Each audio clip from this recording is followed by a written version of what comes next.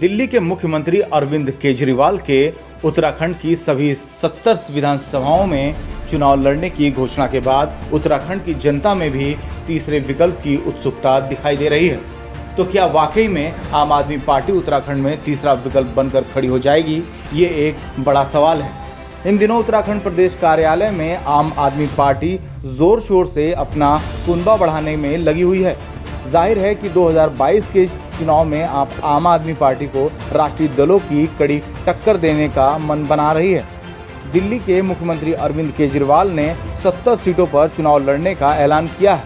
आम आदमी पार्टी का उत्साह बढ़ गया है और जब उत्तराखंड की जनता भी तीसरे विकल्प के बारे में सोचने लगी है, वहीं आम आदमी पार्टी के उत्तराखंड में दस्तक के बाद भारतीय जनता पार्टी कहीं भी अपने लिए आम आदमी पार्टी को चुनौती नहीं मानती है। शासकीय प्रवक्ता और कैबिनेट मंत्री मदन कौशिक आम आदमी पार्टी के अरविंद केजरीवाल को नारों की पार्टी मानते हैं और शासकीय प्रवक्ता उत्तराखंड मदन कौशिक के अनुसार आम आदमी पार्टी कहीं भी अभी भारतीय जनता पार्टी के लिए चुनौती नहीं साबित हुई है और ना ही होगी। देखिए, आम आदमी पार्टी का जो एक जैसे काट की हंडी है वो सबके सामने नजर आ गई। दिल्ली में उन्होंने क्या किया ये भी आपके सामने है। दिल्ली के कोरोना से लगाकर बाकी सब चीज़ों पे मैं नहीं जाना चाहता, लेकिन अल्टीमेटली क्या स्थिति बनी है वहाँ ये भी आपके सामने है। हमारे यहाँ भी स्वागत है, आना चाहिए लोकतंत्र में उनको भी, लेकिन आप मानकर चलिए कि ये राज्य जिस प्रकार का एक यहाँ परिस्थिति रहती है, उन परिस्थितियों में केवल नारों से काम चलने वाला नहीं है। वो नारे वाली पार्टी है, नारों से कोई विकास नहीं है।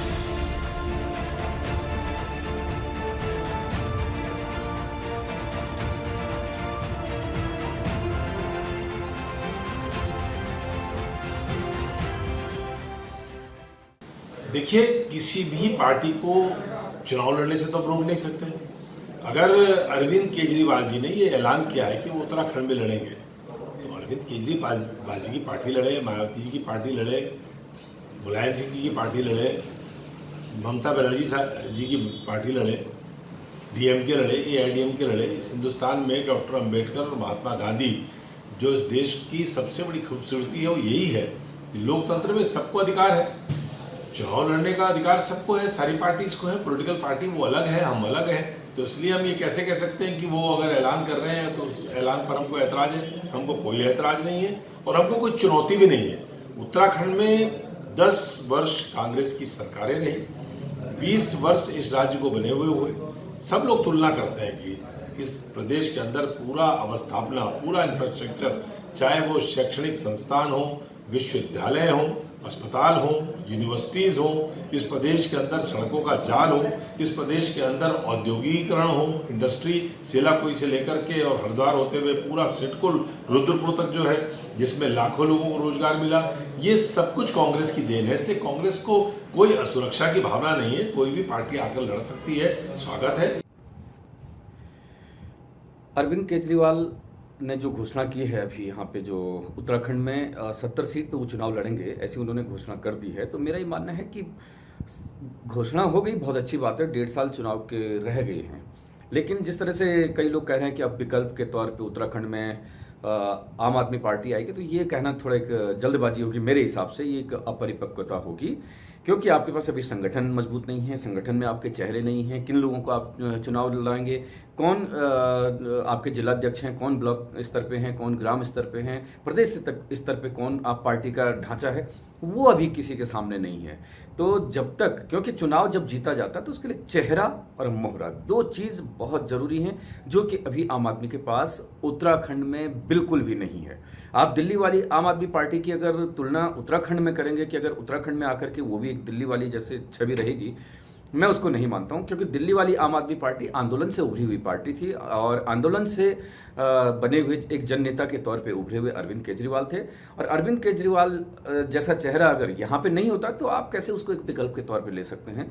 फिर भी 1.5 साल का वक्त है। 1.5 साल में अब वो क्या इसमें प्रोग्रेस करते हैं, कितनी तेज़ी से अपनी पार्टी को उठाते हैं, नहीं पता। लेकिन इतना ज़रूर कहूँगा कि आज आम आदमी पार्टी, कांग्रेस और भाजपा या बसपा, ये सब राजनीतिक पार्टियां हो गई हैं। आम आदमी उनमें से अलग नहीं है, वो भी एक राजनीतिक पार्टी है। हाँ, ये तब की बात है कि जब मैं शुरुआत में भी कहता हूँ कि अगर आम आदमी पार्टी जिस तरह से दिल्ली में दस्तक दी थी पहले ही, शुरुआती दौर में ही अगर उत्तराखंड में भी अगर दस्तक दे जाती तो एक विकल्प के तौर पे लोग आज देख सकते थे। क्योंकि मैं देखता हूँ, तब मैं काफ़ी जगह पर वो स्टोरी उनकी कवर की थी और उसमें मैंने देखा कि जब मनीष सिसोदिया और कुमार विश्वास, केजरीवाल बहुत चक्कर देहरादून के लगाया करते थे, तो ये लोगों के अंदर एक बहुत उत्साह था कि भाई आम आदमी पार्टी यहाँ से चुनाव लड़ेगी और यहाँ पे मजबूत होगी।